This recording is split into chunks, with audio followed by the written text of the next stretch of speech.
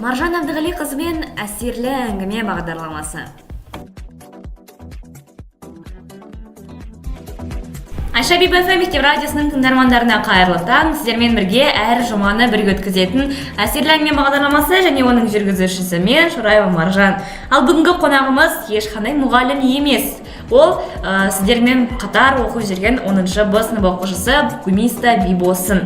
Гумиста республикалық ғылыми жоба байқауында жүлделі 2-ші орынды алып қайтты. Гумиста, қош келдіңіз. Огромное спасибо вам за приглашение.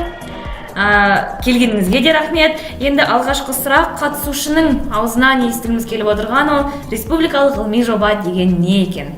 На самом деле хочется сказать, что для меня, как для участника, Республиканская олимпиада проектов — это не столько какое-либо соревнование, а огромный опыт для меня, так как, поехав туда на олимпиаду, подальше от своего родного края, от своих привыкших учителей и одноклассников, встречаться с другими учениками своей же области, с некоторыми конкурентами и очень высокопоставленными профессорами. Бывает трудно защитить свой проект, но хочу поблагодарить всех наших руководителей и нашу школу за то, что сумели нас вывести на такой огромный уровень для меня. И хочу сказать, что Республиканская олимпиада проектов — это очень огромный опыт в жизни каждого ученика. Келесі сұрағымыз, осындай биік бір жетістікке жету үшін оған дейінгі бір алғашқы қадамды басқау керек болатын. Сіздер үшін облыстық ғылыми жобалар байқауы болатын. Осы жерде қалай болды және қалай бір талаптары қандай екен?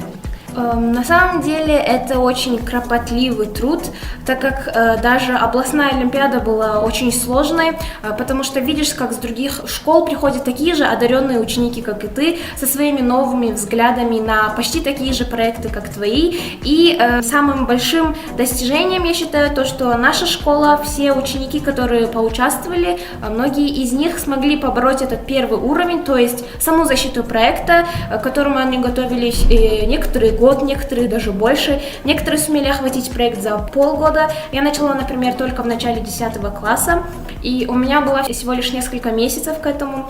Но, наверное, наисложнейшим уровнем является второй тур, который является тестовыми заданиями по твоему профильному предмету. Енді облыстық байқауда қандай нәрсеге басымырақ назар аудару керек екен? Я считаю, что нужно хорошо знать свой проект, ведь если ты добивался чего-то, если ты исследовал свой проект на протяжении какого-то периода, ты должен уметь преподнести свой проект не так, чтобы ты выучил все это и рассказал красиво своими практическими работами, но также быть готовым к некоторым казусным моментам, так как бывают такие жюри, которые видят в тебе потенциал, но хотят тебя проверить некоторыми вопросами, которые могут тебя застать врасплох, и поэтому нужно быть готовым ко всему, во-первых, психологически не столько, как свой профильный предмет. Поэтому каждый должен быть готов ко всем трудностям, потому что, по моему мнению, областной проект был даже сложнее, чем республиканский конкурс. Республикалық жоба байқауында өзіңнің басынан өткен осындай бір оқиғаны айтып бере аласың ба?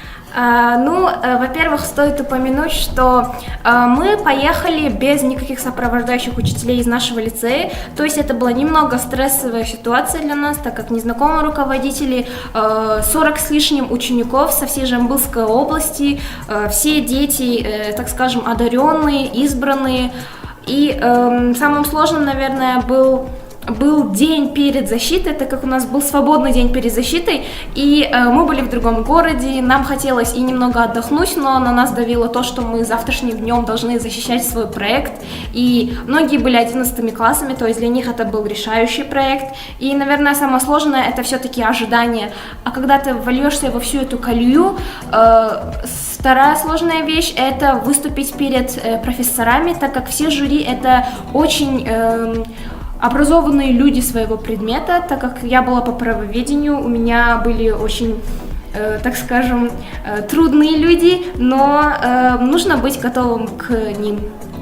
Енді интервью барысында жүзден жүйрік, нағыз жеңімпаз қыздың өзіне лайық екенін біліп отырмыз. Сіздің проектіңіз, сіздің жобаңыз не туралы болды?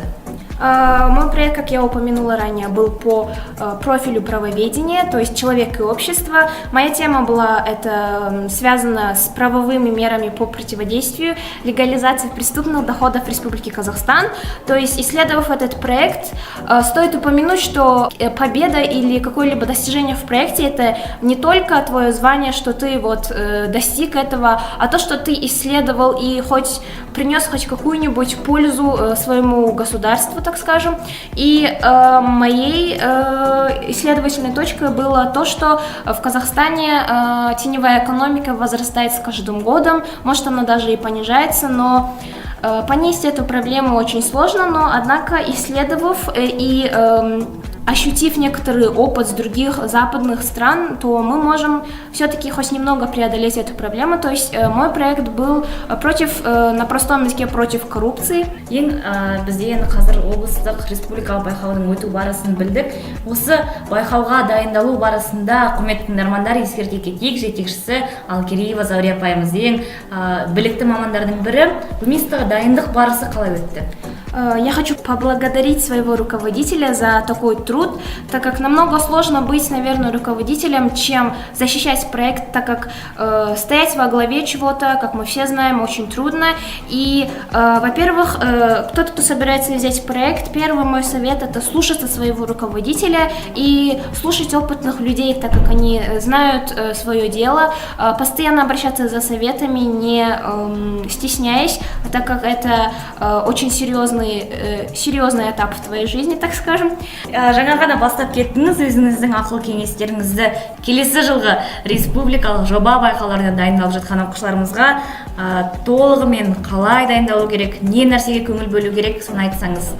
Во-первых, первый этап — это распланировка всего, то есть ты должна знать период твоей подготовки. Если ты собираешься сделать этот проект за считанные месяцы, ты должен рассчитать, что выбор темы, исследование этого, а также исследование литературы, так как литература очень важна, исследование людей этой области, а также практическая работа занимает очень много времени, поэтому если ты рассчитываешь хотя бы минимум на полгода, во-первых, нужно рассчитать свой дневник, так как научный дневник тоже нужен в любом проекте. А после этого это больше, конечно, изучать, и изучать не только свой профиль, а все связанные с этим ветви этого предмета, так как все между собой связано. И никогда не сомневаться в себе, так как достижение приходит только с победой трудностей. Гумистер, үлкен рахмет студиямызға келіп осындай ақыл кеңестеріңізбен бөліскеніңізге. Ал құрметті тыңдармандарымыз, осы аядай ғана уақытымызға сыйған 8 минуттық интервьюіміз сіздер үшін пайдалы болды деген үмітпен келесі жұмаға шейін сіздермен бірге қоштасамыз. Сау саламатта болыңыздар.